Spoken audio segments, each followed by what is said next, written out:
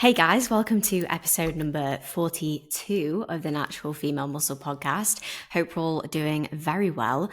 Today, as promised, we are going to discuss all things, I suppose, pre-prep diet, mainly just a good overview of the pre-prep diet in the sense of we'll go through, what a pre-prep diet is, when we might want to use it, when we also might not want to use it, and what, of course, the pros and cons of that may be. So this is something that you can either, apply to yourself as an athlete, or maybe even just, gain some general understanding, or maybe apply it from a coaching side of things. So yeah, I'm really excited to go through that in today's episode, because we actually spoke a little bit in the last episode about situations where dieting can be made legitimately a lot more difficult, and a pre-prep is one of those things that can help to alleviate some of that diet fatigue, or to make the actual prep diet in itself much easier. So I'm very excited to get into today's episode.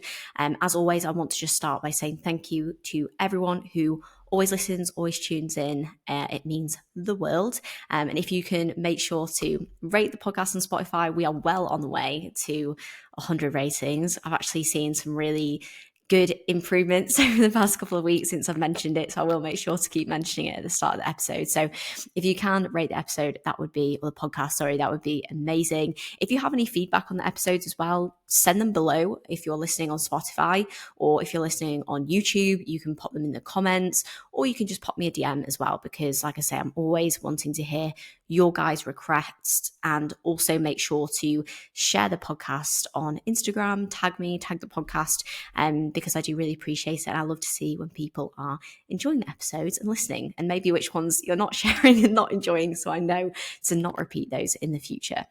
But without further ado, we will get into the episode for today, and we will start by simply defining what a pre-prep diet is. And I think before I get into this, I think I want to say that you'll probably see so much different content, posts, education on, pre-prep diet or pre-prep phases. And just like so many things in bodybuilding, it is what you make it. So there's a term, the pre-prep, that can be used under so many different circumstances. And it's not necessarily just one thing. Some people might refer to the pre-prep phase as literally like the phase before the prep, and how you drop off fatigue, or how you increase readiness for the prep.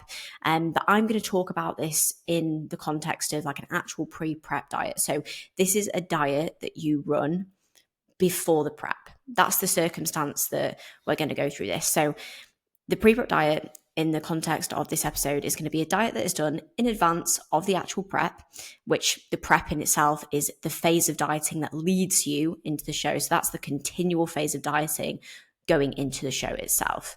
And this pre-prep diet is done away from the actual prep in order to limit the time duration potentially of the prep itself, or reduce the rate of loss necessary within the prep when you are getting into stage lean condition. So what does this kind of look like on paper?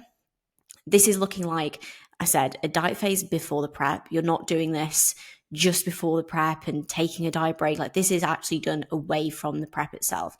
And this is to obviously give you so many benefits, which I'll come into shortly, but predominantly to give you a better start point for prep. That's it, kind of wrapped up in a nutshell.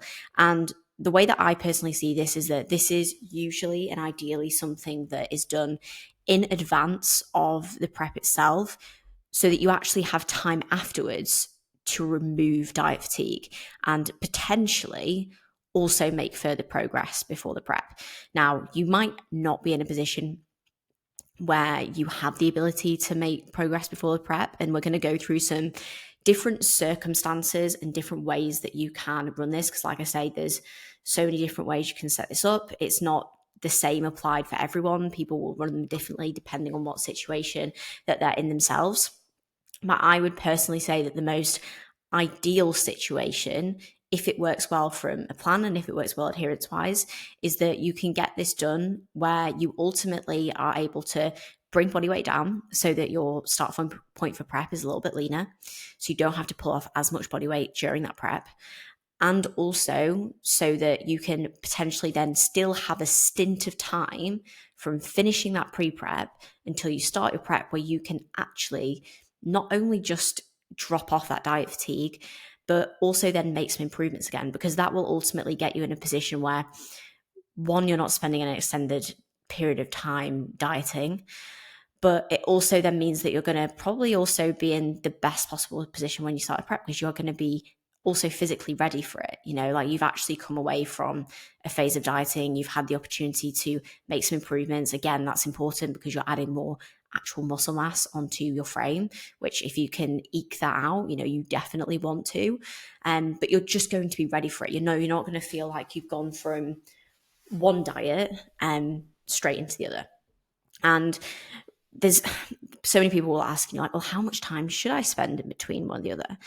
And I think the amount of time spent on this will depend on the individual. So, like, for example, you might have a long or short pre-prep, and you may need to run this potentially closer to the prep or further away from the prep, depending on your body composition, depending on your life circumstance, depending on how soon you started with your coach, how much time you've had to build up your food, how much time you've had to drop off diet fatigue. Have you run any other diet phases before you've actually started this pre-prep? How does that line up across the whole year? And this is why mapping out timelines, well in advance is very helpful.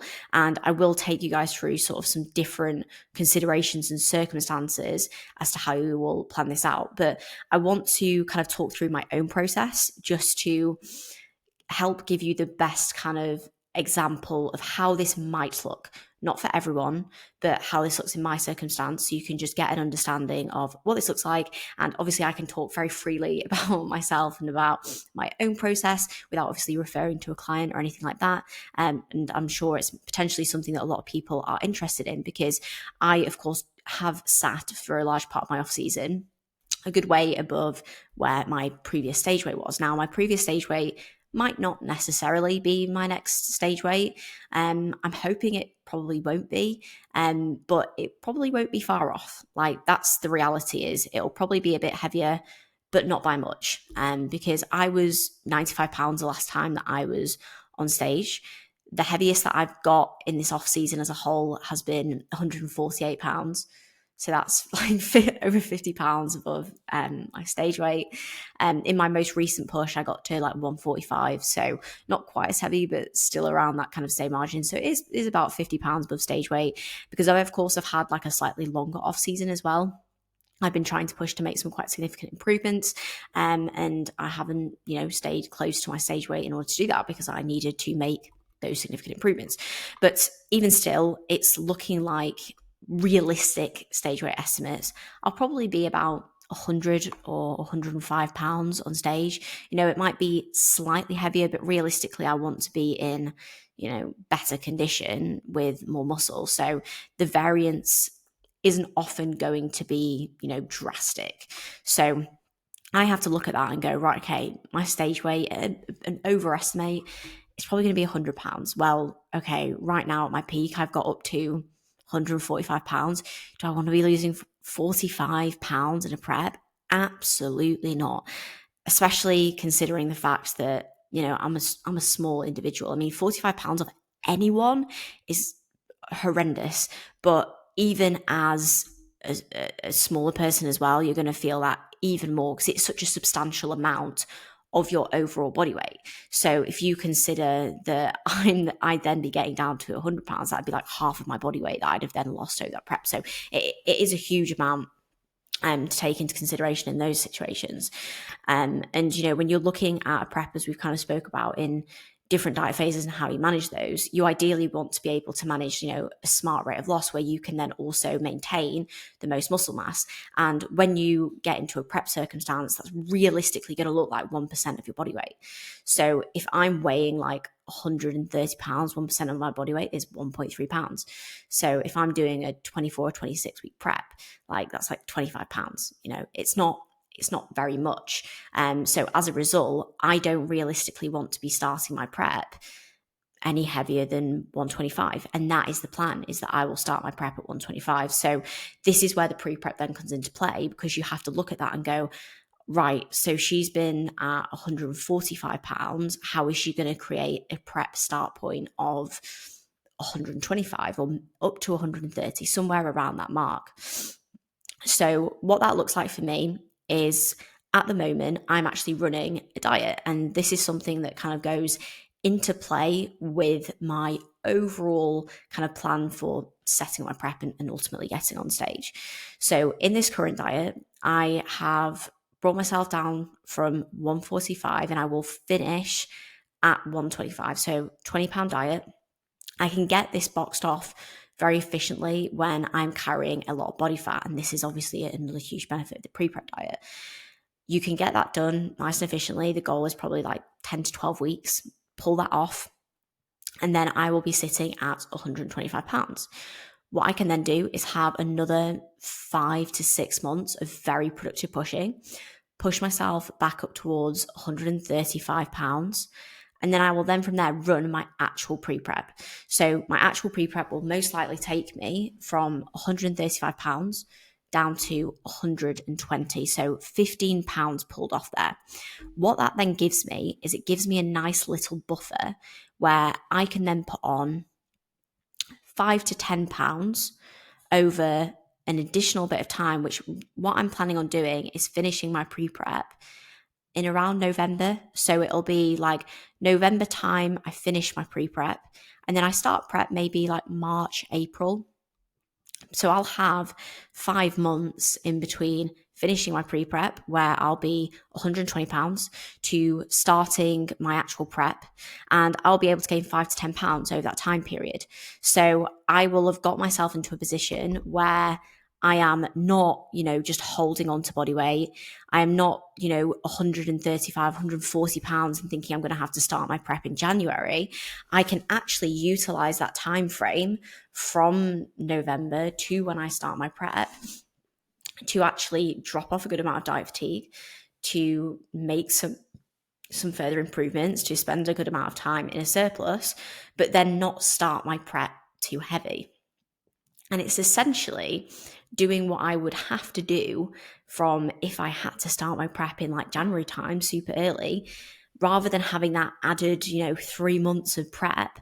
I'm doing that 3 months of dieting earlier.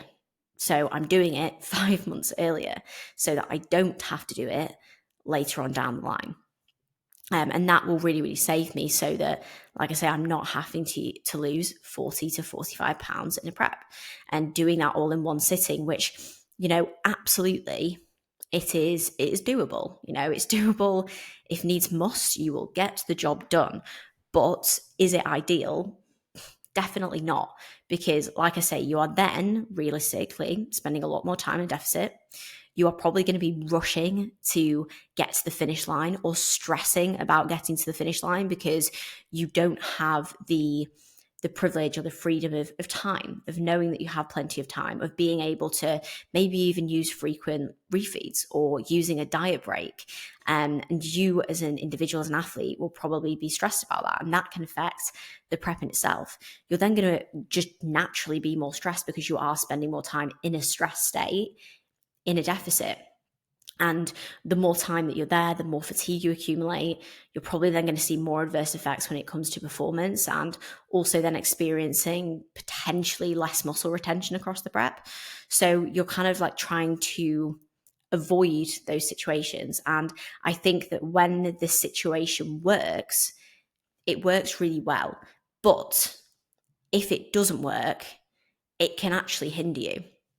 So if the situation is not appropriate for you to be running a pre-prep diet, it can actually possibly give you a worse experience or a worse outcome of the prep itself. So this brings me back around then to, okay, do you actually need a pre-prep diet? Is it appropriate? When is appropriate and when isn't appropriate? So firstly, to go through the situations where it is appropriate, I think my case gives a great example. So like, I've spent a really long amount of time in off season.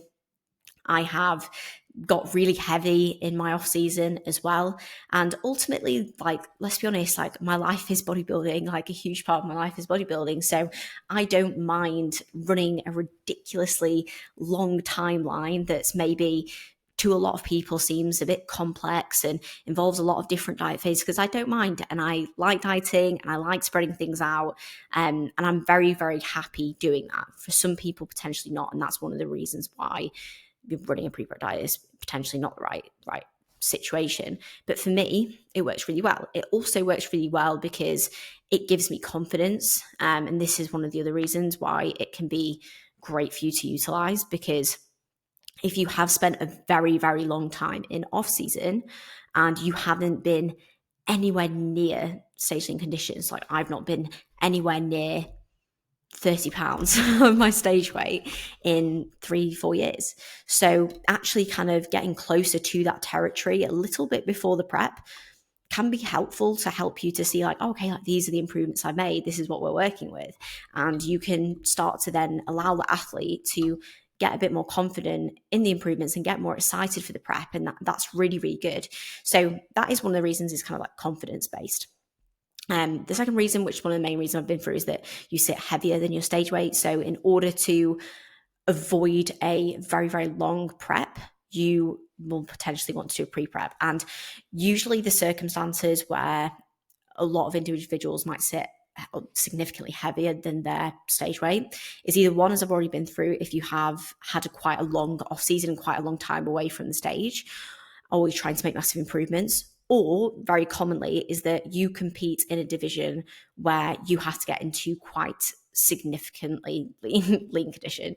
So you are very likely going to be sitting much heavier above your stage weight. And it's something that if any of you listen to the episode that I did with Tiara, she actually spoke about this extremely well, which if you haven't listened to that episode, please listen to it, because she's absolutely fantastic and she talks about all of these things so well. I'm going to get her back on the podcast, by the way, in May once she's done her show, which I'm really excited for.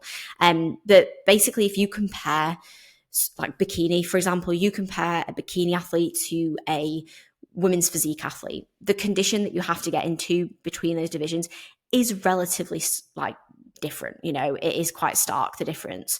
So as a result, even if both athletes are sat at similar body fat levels in off season, the women's physique competitor is going to be much further off of her stage weight compared to a bikini athlete. So that's kind of where a lot of the terminology or kind of like assumptions of like people will say, you know, bikini athletes shouldn't get more than 10 kilos above stage weight, blah, blah, blah. Sometimes, you know, it's not always the case, but it's mainly because of that, because they're sometimes a little bit less further away from their stage weight or from their stage condition comparative to those athletes who are having to get like absolutely emaciated when they're in condition. Not to mention the fact that they sometimes also have to get a little bit heavier in their off seasons in order to potentially recover more efficiently, and also for them to maybe make improvements for their division where they need a lot more muscle mass. So when you are then striving for those divisions where you do have to get very, very lean, you want to make sure that you do have a start point where you can get to that level of body fat as efficiently and as successfully as possible. You don't want to be ideally pulling all of that off in a really, really big aggressive go where you're pulling off 40, 50 pounds to get all the way that lean, because the leaner you get, the more at risk you are of obviously losing muscle mass.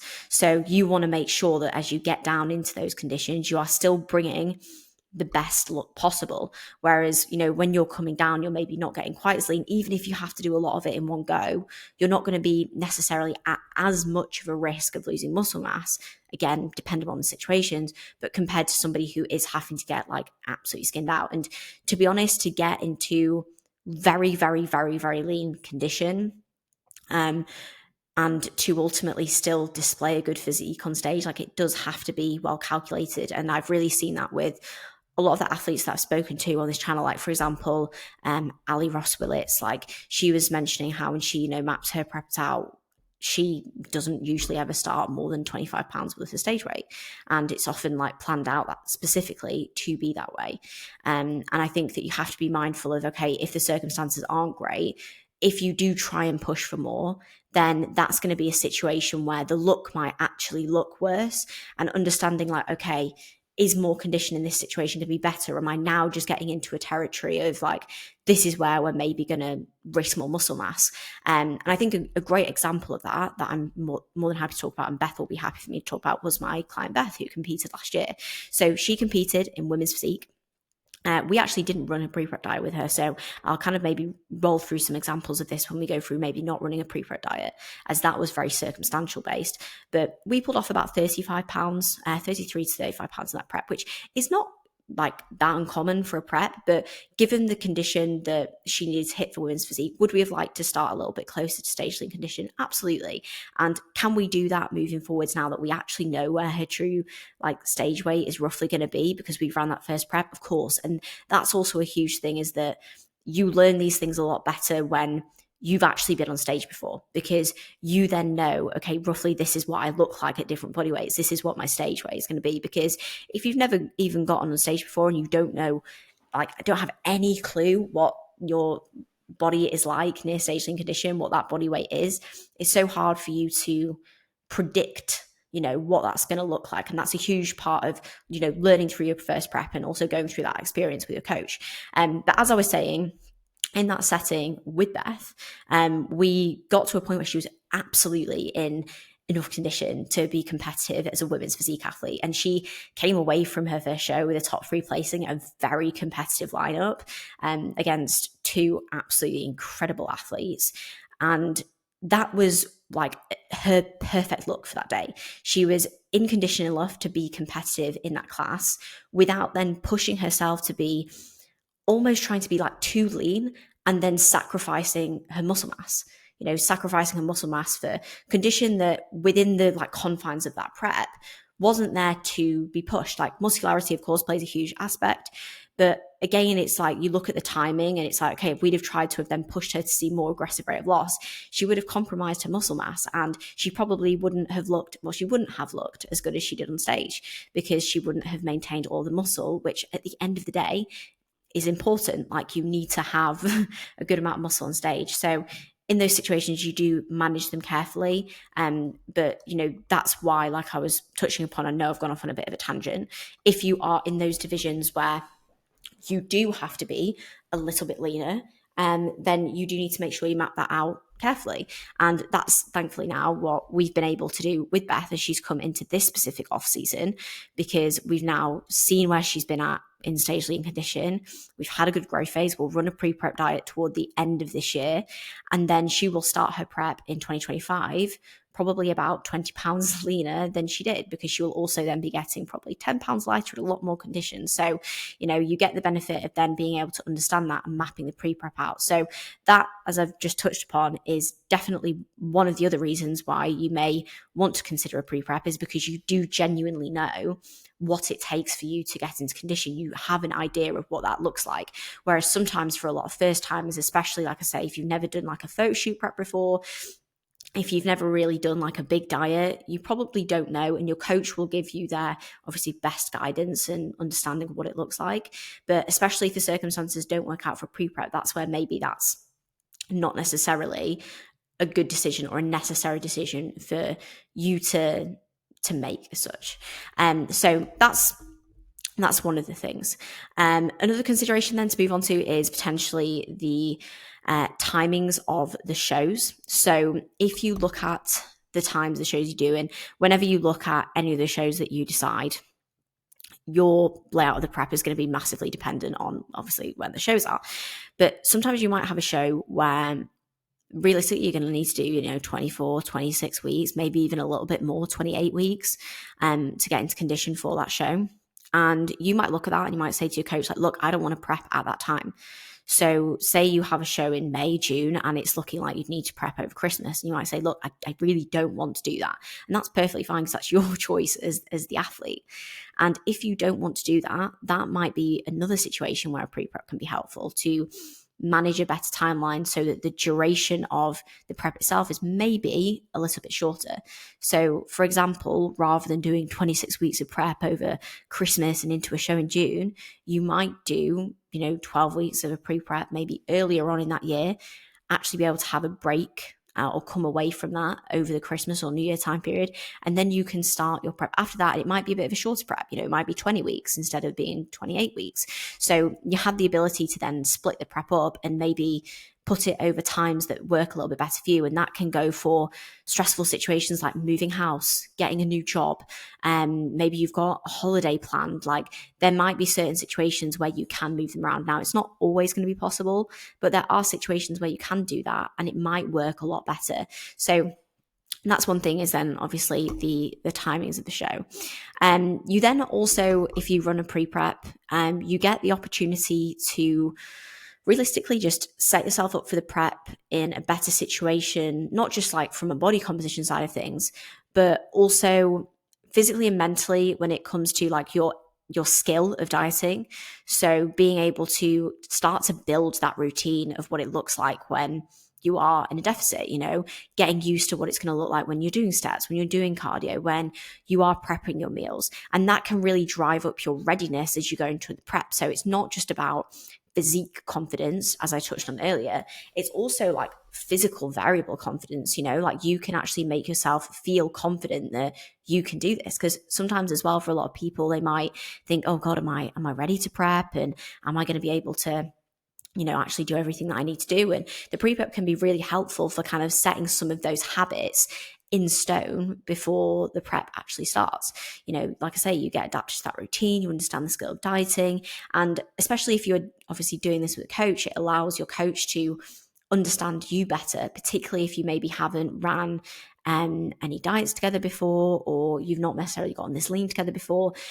They can really understand what your response has been. They can also maybe trial methods that they might want to utilize during a prep without there being the pressure of getting into stage lean condition at the end of it, which can be really, really, really helpful. So that's one of the other reasons. And the final reason I kind of want to go through as well, which is kind of relative to the class condition, but also not, is relative to your own body fat distribution. So what I mean by this, and this is probably the most common situation that I see with a lot of females specifically. So if you have certain body parts that hold a lot of body fat, they will be areas that you might have to dig for more significantly during a prep situation. And this is where, if you have more time during that prep and you have a leaner starting base point, you can obviously attack those areas, get those areas into condition, but also still have the ability to protect the other naturally leaner body parts. So take the most common example of a female who stores more body fat in their lower half compared to their upper body. Now, if they were to start prep really quite heavy away from their stage lean condition, and you ultimately did not have the opportunity to use frequent refeeds, frequent diet breaks, and they're having to push really, really hard, especially to get their lower body in, their upper body might be compromised in order to do that. And it will either run very flat or get to the point where it loses a lot of muscle mass. Whereas if you have the ability to start them a little bit leaner in that prep, not only are they already starting in a position where those areas that store a lot of body fat are already going to be leaner, but like I say, you have the ability during that prep to map it out so that you can use regular refeeds or regular diet breaks to protect the leaner muscle groups. And that can be extremely helpful. So that's one thing that I think can be very helpful for people who do store their body fat relatively unevenly. And that can be extremely helpful. So these are mainly all of the, I suppose, considerations and a lot of the benefits when it comes to why you might want to use a pre-prep. And the main thing, like I say, is readiness and also bridging that transition. But there are also scenarios where this is not useful and it's not a good idea. And the first one is obviously quite obvious, and that is that you do not need to. Some people simply do not need to run a pre-prep diet. Now, still having some form of pre-prep phase, as I kind of touched on at the very start of the episode, might be necessary because there's so many different ways you can touch upon this. Like still having something that transitions you into readiness for prep can be helpful. But when it comes to an actual like diet, like you don't need to do a pre-prep diet. I think that they're very popular at the moment, or they're discussed a lot. So as a result, you might go to your coach and say like, oh, do I need to do my pre-prep? Like I'm ready to do my pre-prep. And as much as it might be great for you to have, maybe especially if you're working with a new coach, experience of running a pre-prep with them, if you literally don't need one and you're somebody who naturally sits much leaner, it's just silly because you would just be so close to stage lean condition for no reason at all. If you very much like naturally or at your most sit like 20, 25 pounds of stage weight, you don't need to really run a pre-prep diet. Like there's no reason for you to necessarily get leaner, especially if you are needing to prioritize spending as much time as possible in a surplus. Because at the end of the day, like you still want to do that in your off season. You want to spend as much time as you can do growing, making improvements so that you can be as competitive as possible on stage. So yes, all of these tools are utilized to help you to get in condition. But remember, bodybuilding is also not a dieting contest. It is also there to display the muscle that you need. And if you need more muscle, and if you're not in a position where you are, maybe too soft going into a prep, like there's no need for you to run a diet itself. Another reason why it might not be a good idea for you to run a pre-prep is because you simply don't want to run a diet or drag out your prep over a longer period of time. And this is literally just personal preference. So if you look at the way that like a pre-prep would be mapped out, and as I kind of gave as an example, say, you start your pre-prep in like September of the year before. So say you're getting on stage September next year, you start your pre-prep in September, you maybe finish that in December, you have a little bit of a break in between where you build food up again, spend a bit of time in surplus, you then start your prep in March, April, and then you're prepping till September. Like that's basically like 12 months that ultimately has to be dedicated to that cause. So yes, you're breaking the prep up, but you still have to be adherent over that time frame. You still have to make sure that you nail your pre-prep. You have to make sure that you can nail the phase in between finishing your pre-prep to starting your prep. And that might just not be something that you want to do. Like, even if, it makes a bit more sense on paper, if that doesn't actually work well within your life, your lifestyle, say you've got something planned during the time that the pre-prep is and you'd rather just enjoy that, you don't want to do a pre-prep and break that up, you don't want to have to very carefully manage body weight from one phase to another, and it just doesn't align. And for you mentally, you would much rather do a longer prep. And athlete consideration there and like your own preferences is very, very important. And when you specifically look a little bit deeper into adherence and mindset, this is something you do have to think about with the individual. And this is why it's not always suited to everyone, because realistically, in most situations, like you do want to make sure that you are coming out of that pre-prep and the time between pre-prep to prep is well managed, because otherwise you can very easily almost like cancel out the pre-prep diet that you've done if it puts you in such a bad position. So say, for example, you run a pre-prep diet and you pull off 20 pounds, but then you struggle so hard from that diet and you come out the back end and you maybe then end up putting on 25 pounds off the end of it, which is not, uncommon. You then put yourself back in the exact same position and potentially not in a great spot then to start your prep, because not only are you starting heavier, but you're also probably starting with a lot of fatigue and then not even a great reverse out of that phase. So it's not always a good idea if somebody like struggles with prolonged periods of dieting, if from like a mindset side of things, it actually creates almost like a lot of fatigue because you've spent such a huge amount of time basically focusing on like this one goal and thinking about prep and I'm setting this up for this prep and I'm doing that. And some people absolutely love that. And that's fine. Like I said, for me, like bodybuilding is very much my life, but for some people, like it's not, it's part of their life, and that's also okay. So as a result, finding a plan that's going to work well for them is important to make sure that they can at least adhere and box off the goal as best as possible. Because if that individual is in a situation where they say, you know what, if I'm doing this whole pre-prep thing, like, I'm just going to feel burnt out and I'm not really going to want to complete the prep, and I'm going to struggle by the time it comes around. And I also don't necessarily want to have to manage things extremely well in between. Like, that is something that you have to appreciate within that person's context and within that goal as well. And I think that also kind of brings me down to the timings too, in the sense that you don't then also want to be in a position where you're just accumulating loads of diet fatigue with a pre-prep. So if the pre-prep in itself is very long and also very, very close to the prep, or maybe it's been relative to like other diets in the off season, like, you have to take that time into consideration, because it's so easy to get, like, wound up in this whole like pre-prep and, getting yourself in a good position, that somebody's just been dieting for ages, and they accumulate so much diet fatigue that, like, yeah, it's all well and good, being close to stage lean condition and not having to pull off too much. But if they've just been spending so much of a prolonged period just at maintenance or a deficit, like, that look on stage is not going to probably be their best. They're probably going to be displaying a good amount of diet fatigue and potentially not also been in the position where they can present their best level of muscularity. And I think that's definitely important to consider, and it's going to be different for every individual. Like I say, some people will naturally stay a lot leaner, some people will not.